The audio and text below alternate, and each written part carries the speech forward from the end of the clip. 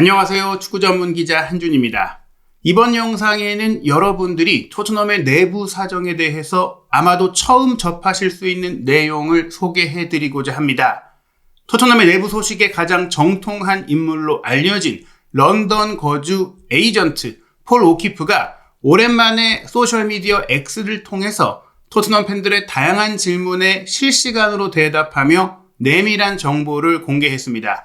이 답변 안에는 한 한국 팬분께서 올여름 손흥민 선수가 토트넘을 떠날 것 같냐는 질문도 있었는데, 올여름 손흥민 선수의 새로운 도전을 기대하는 팬들에게는 크게 실망감을 가질 수밖에 없는 답변이었습니다. 하지만 폴 오키프가 이날 소개한 여러 토트넘의 내부 정보 안에는 한준TV가 이미 독자적으로 파악했던 정보들과 일맥상통하는 내용이 있었는데요. 이를 통해서 저희가 최초로 토트넘의 다니엘 레비 회장이 기어코 1년 옵션 발동을 통해 손흥민 선수를 잡아둔 이유, 그리고 이적을 추진할 때 수락할 수 있는 조건이 존재한다는 점, 그 조건이 무엇인지에 대해 설명해 드리도록 하겠습니다.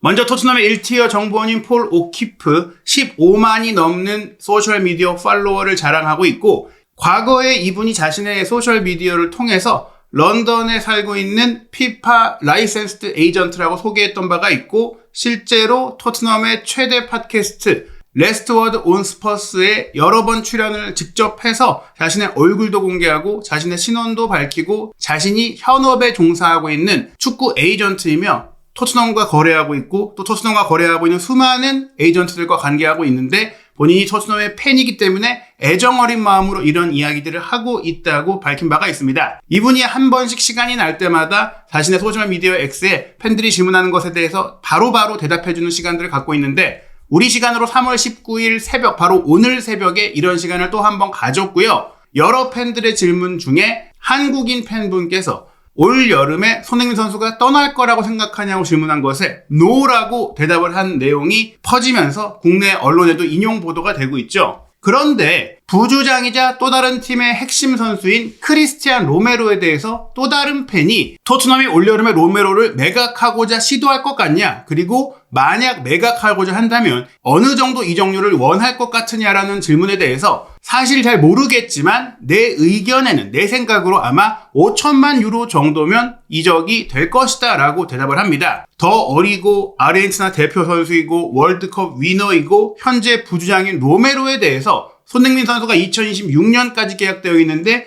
1년 더 2027년 여름까지 계약되어 있는 로메로에 대해서는 지키겠다라는 입장이 아니라 5천만 유로만 팔겠다라는 입장인 것이 주목할 만한 부분인데요. 최근 보도에 따르면 토트넘 헛스퍼 측은 손흥민 선수를 뛰어넘는 팀 내 최고 연봉을 로메로에게 제시하면서 재계약을 제안했지만 로메로가 이를 거절하면서 결국 올 여름이 가장 비싸게 팔 수 있는 시기라는 점에서 제안이 올 경우 수락할 수 있다라는 입장이 확인된 것입니다. 그리고 또 하나 주목할 점은 로메로가 이미 여러 차례 자신의 몸값, 주가가 올라가 있는 상태에서 토트넘의 연장 계약, 새로운 계약에 미온적 태도를 보이다 보니까 부상 이슈도 있긴 했지만 이를 대비하기 위한 수비수 영입을 꾸준히 진행해 왔다라는 점이에요. 이미 루마니아 대표 수비수 라두 드라구신을 바이에른 뮌헨과의 경쟁 끝에 데려왔고, 지난 1월 이적 시장 기간에는 케빈 단소도 영입을 했는데요. 여기에 본래 수비형 미드필더 자원으로 여겼던 아치 그레이를 올 시즌 풀백 백업으로 쓰다가 센터백으로도 써봤는데 센터백으로도 준수한 활약을 펼치자 이 선수까지도 센터백 옵션으로 여겨지고 있고, 또 이 세 선수가 모두 오른발잡이 수비수라는 점에 있어서 왼쪽에 반더벤이 있고 또 벤 데이비스나 크로아티아 유망주인 부슈코비치가 다음 시즌 합류할 전망인 가운데 오른쪽 센터백 자원은 로메로가 떠난다고 하더라도 3명이나 있고 현재 임대를 가 있는 애슐리 윌리엄스까지 돌아올 수 있다는 점에서 이미 차고 넘친다, 로메로가 나갈 경우에 대한 대비는 이미 끝나 있다라고 볼 수 있겠습니다. 그렇기 때문에 로메로가 떠나는 것에는 큰 타격이 없고, 게다가 로메로가 사실 본인의 몸값과 기대치에 비해서 부상 이슈로 인해서 아직 그리 크게 팀에 기여하지를 못했고, 또 상업적 가치를 놓고 보자면 손흥민 선수와 비교했을 때 그리 큰 기여를 하지 못하고 있기 때문에 로메로를 파는 것이 구단의 가치에 있어 큰 타격이 되지 않는 것이죠. 하지만 손흥민 선수는 다릅니다. 지금까지 구단에 미쳐왔던 영향력과 무엇보다 아시아 시장을 넘어선 글로벌 스타로서의 가치가 매우 크기 때문에 손흥민 선수를 내보내고자 한다면 그 존재감을 대신할 선수가 필요한 것이죠. 그리고 그 이유는 단지 팀의 현재 운영상의 문제가 아니라 지금 토트넘이 가장 신경 쓰고 있고 가장 집중하고 있는 프로젝트, 새로운 투자자, 지분 투자를 유치하는 것입니다. 그 문제가 바로 지금 토트넘이 엔지 포스테코글루가 극도의 부진과 이미 모든 평가가 끝났음에도 불구하고 가망이 없다라는 판단이 내려졌음에도 경질되지 않고 있는 이유라는 것을 폴 오키프가 공개한 점이 중요합니다. 토트넘 내부 소식에 대해서 파브리치오 로마노 기자는 파비오 파라티치가 디렉터로 부임한 이후부터 굉장히 밀도 있게 정보를 전달하고 있는데요. 그 로마노가 또 한 번 자신이 기브미 스포츠의 독점 기고한 컬럼을 통해서 풀럼전 패배에도 여전히 토트넘 내부에서는 포스테코글루를 경질하고자 하는 어떤 대화도 없었다. 클럽에 가까운 소식통에 따르면 레비 회장은 여전히 포스테코글루를 돕고 유로파리그 다음 단계로 나아가기 위해 지원할 생각이다 라고 밝힌 겁니다. 저희가 이전에 유로파리그 8강에 올라도 경질될 수도 있다 이런 가능성에 대해 언급을 드렸던 것은 결국 디 애틀레틱 기자들이 합리적인 그동안의 레비 회장의 경향성으로 봤을 때 고려할 수 있었던 부분이지, 결국 8강에 올랐고 또 8강에 오른 과정에서 알크마르와의 16강 2차전 경기 운영상 또 나왔던 득점 패턴이 어찌 보면 포스테코글루의 스타일이 좀 묻어나기도 하면서 한 번 더 지지해주자라는 방향으로 굳어졌다라고 정리할 수 있겠는데요.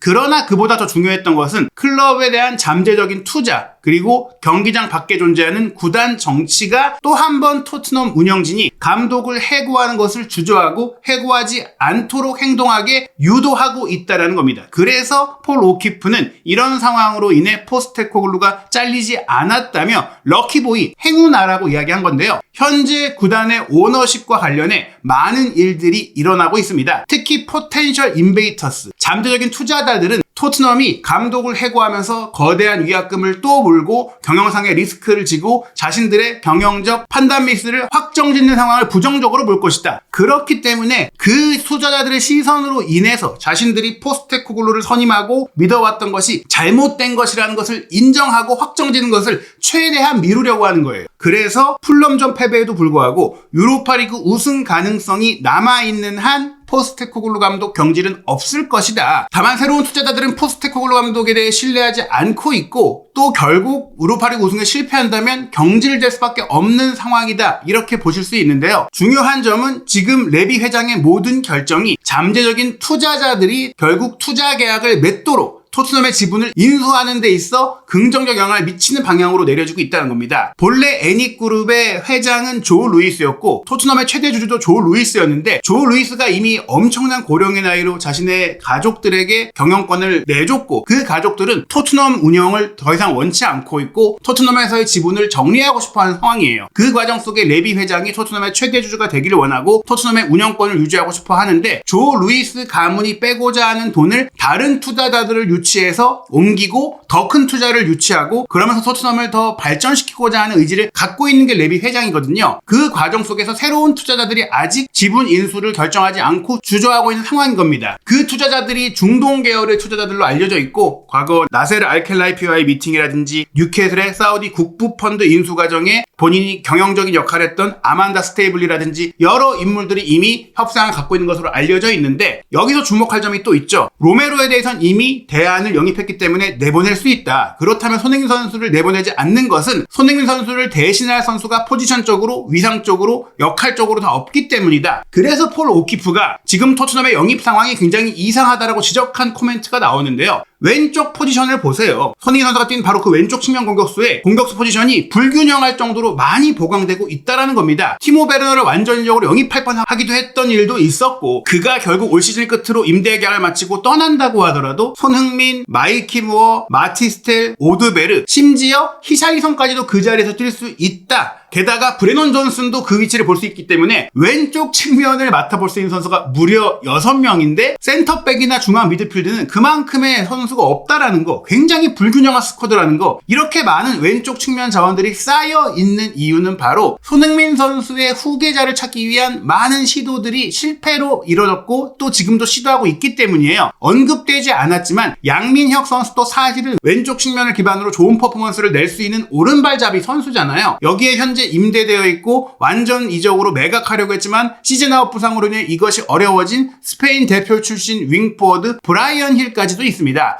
여기에 토트넘이 여전히 영입을 원하는 것으로 알려진 잉글랜드 21세 이하 대표 선수이자 도르트문트 윙포워드 제이미 기튼스까지도 손흥민 선수와 역할이 정확하게 겹친 선수예요. 지금 오도베르와 마티스텔이 특히 크게 기대를 안고 영입한 프랑스 21세 이하 대표 선수인데, 이런 기조들은 손흥민 선수의 후계자, 손흥민 선수의 뒤를 이어 팀의 간판 스타가 될 선수를 토트넘이 찾고 있다는 것을 명확하게 보여주는 겁니다. 그 이유는 바로 토트넘에 투자하는 데 관심을 갖고 있는 이 큰 손들, 중동계로 추정되는 큰 손들이 토트넘의 구단 가치에 대해 평가할 때 토트넘의 간판 스타로서 손흥민 선수의 가치를 중요시 여기고, 손흥민 선수가 떠날 경우, 손흥민 선수가 결국에는 황혼기를 맞이하거나 더 이상 활약을 하지 못할 경우는 누가 팀의 에이스가 될 것이냐에 대해서 물음표를 던지고 있기 때문입니다. 현재 토트넘의 공식 홈페이지에 보시면 구단 상품 페이지에 숍 흥민 프로덕트라고 손흥민 선수의 마치 개인 상품점인 것처럼 소개를 할 정도로 손흥민 선수가 현재 구단의 상업적 수익과 구단의 인기에 굉장한 영향을 미치고 있잖아요. 케인이 있을 때는 그래도 케인, 손흥민이 함께 두 명이서 나란히 인기를 몰아왔고, 그 과정 속에서 남미 지역의 인기를 위해 브라질 대표 공격수인 히샬리송을 데려왔지만 히샬리송은 실패했고 케인은 떠났고, 이제는 손흥민 선수만이 유일한 토트넘의 국제적인 스타로 남아있는 상황인데, 그 손흥민 선수가 나간다? 그러면 경기력적으로는 물론이고 국제적으로 토트넘이라는 팀에 대한 인기와 위상과 기대감이 뚝 떨어질 수밖에 없는 거예요. 그런 상황에서 섣불리 토트넘이 손흥민 선수를 내보낼 수가 없는 것이죠. 그렇기 때문에 손흥민 선수를 잡아둔 채로 인수인계 대상인 새로운 스타를 계속해서 찾고 있는 상황인 겁니다. 결국 마티스텔을 어떻게든지 데려오기 위해서 레비 회장이 직접 독일로 날아가고 포스테코글루 감독까지 열심히 설득했던 것, 그리고 올 시즌 계속해서 쿨루세프스키에게 기회를 주고 쿨루세프스키에게 에이스 역할을 맡기고 힘들고 체력적으로 어려워도 끝까지 뛰게 하고 개인 포인트라도 쌓게 했던 것, 손흥민 이후 새로운 에이스를 찾고 만들기 위한 과정이라고 보시면 되고요. 또 지금 손흥민 선수의 경기력이 떨어졌다, 이제는 내보내야 되는 게 아니냐, 이런 평판까지 나오고 있기 때문에 손흥민 선수 자체의 위상과 가치가 흔들리고 있다 보니까 해리 케인의 바이에른 뮌헨 계약에 바이아웃 조건이 있다. 해리 케인이 2027년에 계약이 끝나면 프리미어리그에서 자신의 새로운 기록을 또 쌓기 위해, 도전하기 위해 무관에 대한 아쉬움을 바이에른 뮌헨에서 털어낸다면 다시 토트넘으로 돌아올 수 있다. 이런 얘기들도 나오고 있잖아요. 즉 만약 손흥민 선수의 가치가 떨어지고 손흥민 선수가 떠나게 될 경우에 케인을 데려올 수 있는 옵션도 있다라는 것을 잠재적인 투자자들에게 토트넘 측에서 알리는 과정에서 이런 보도가 나오고 정보가 나왔다. 그리고 마티스텔을 계속 믿고 기용하는 것도 마티스텔의 포텐이 결국 터지지 않을까?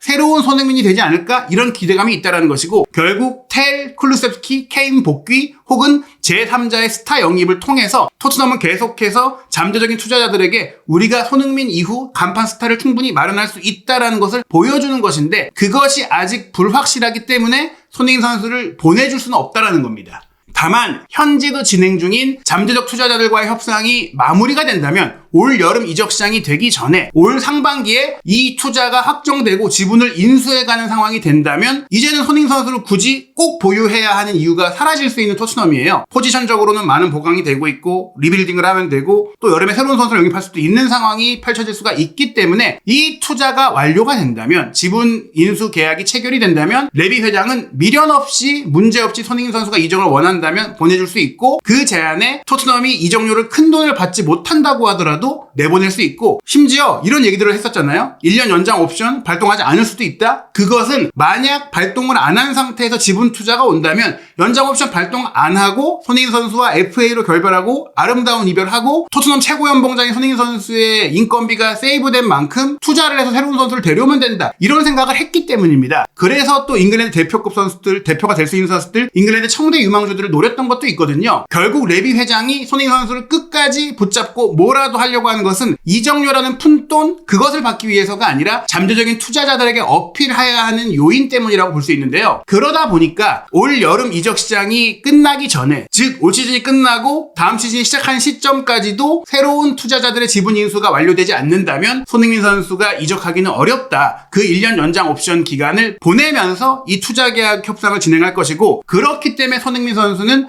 토트넘의 새로운 추가 계약 제한은 거절한 것이고 1년 연장 옵션은 막을 수가 없기 때문에 그 기간 안에 떠나거나 그 기간을 채우고 떠날 생각을 하고 있는 거죠. 지금 보시는 대로 토트넘이 굉장히 많은 스폰서십을 유치하고 있는데 새로운 이 지분 투자자들은 이 모든 스폰서십을 합친 것보다 큰 액수를 투자할 수 있는 곳이고 또 여기에 포함되어 있는 파리바게뜨, 프랭크버거, 시리즈 같은 한국 기업들이 유지되고 또 확장될 수 있는 부분들을 이 투자자들도 기대하고 있는 가운데 손흥민 선수가 계약을 맺기 전에 떠난다면 이 투자가 또 빠질 수도 있고 이 스폰서십이 빠질 수도 있고 구단의 가치가 떨어지는 거잖아요. 떨어진다면 또 지분 가치, 지분 인수 금액도 떨어질 수밖에 없기 때문에 결국 가장 중요한 것, 손흥민 선수의 이적 여부에 있어서 레비 회장의 결정이 이루어지기 위한 가장 중요한 부분은 잠재적인 중동계의 지분 투자자들의 의향이자 그 계약의 진행 상황입니다. 그래서 중요한 점, 2025년 여름 이적 시장을 통해 떠나기 위해서는 손흥민 선수의 위상을 대신할 만한 새로운 스타가 나와서 그 스타가 활약해주고 이런 인기를 끌어준다거나 새로운 스타가 합류한다거나 즉